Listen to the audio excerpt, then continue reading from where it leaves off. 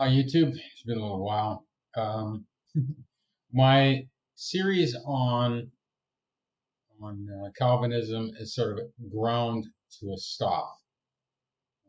I've been busy. I've been so busy with other things. Um, my conversations to do with Calvinism sort of have continued, but I decided to dig into it a little bit more myself before I present anything. Also, there's a lot of presenters on YouTube right now that have done a very fine job of arguing against Calvinism. And I just thought I didn't really have anything more to add to the conversation there.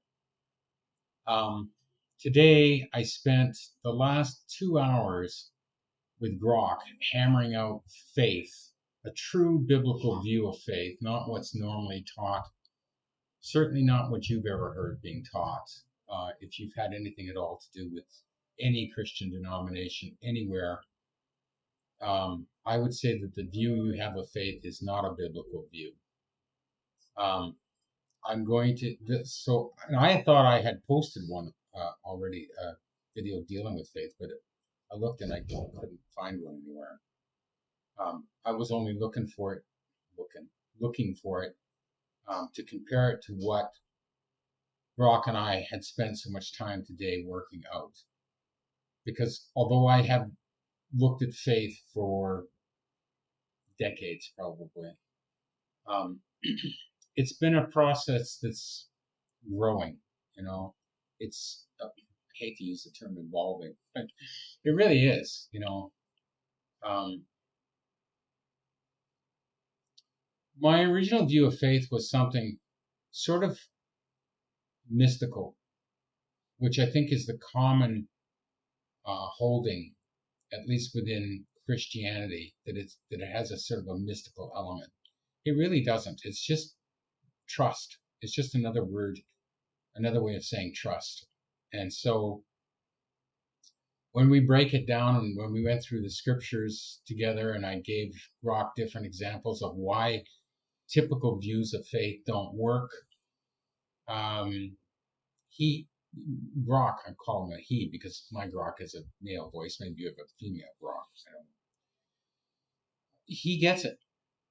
It's like this this machine code can get straight down to the heart of the matter without any fluff or suppositional bias getting in his way, and just work purely logically. And yeah, it takes minutes. Now, minutes for him to get it, but then to dig away at why so much confusion within the Christian worldview, that took a lot longer to uncover. So I started off asking Brock his view of faith, and he gave me a very common biblical view. Um, and I, and then he asked me, why did I ask him? And I said, I'm testing you, Brock. He said, how did I do? And I said, you failed miserably, but it's not your fault. After all, you're programmed. But I said, but you will understand faith. It will only take you a couple of minutes to get it once I explained it to you. And I asked Grok this very simple, like I've heard this analogy many times. Um, I have faith in airplanes because I get on it and I fly and I put my life in the hands of the pilot and the plane because I have faith in the process. And the truth is, you don't.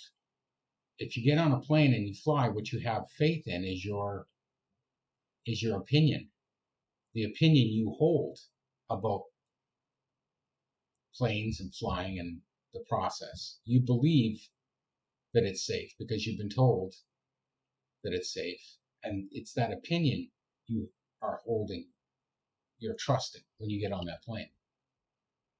You don't really know that that plane's going to get where you want it to go until it actually lands on the ground. That at that point you can now have faith because you know that plane got you there.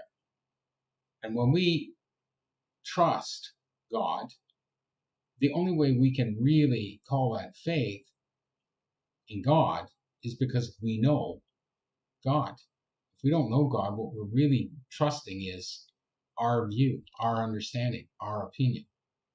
And that's for most people, that's exactly what they're doing. They have faith in themselves, in their concept of God.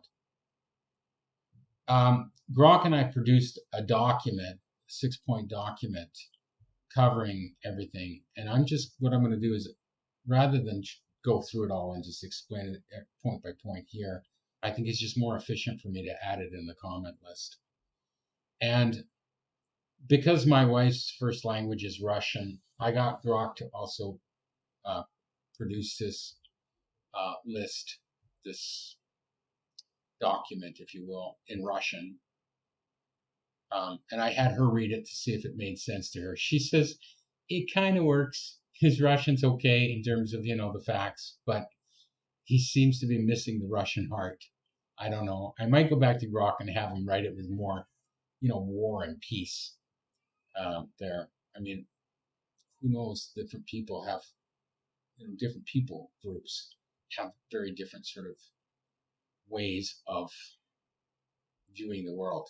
But from my perspective, the proper view, the only view that really counts here, is the biblical view, that you have to remain consistent with what the Bible says. And I've done that. So I hope it will help you. Thanks.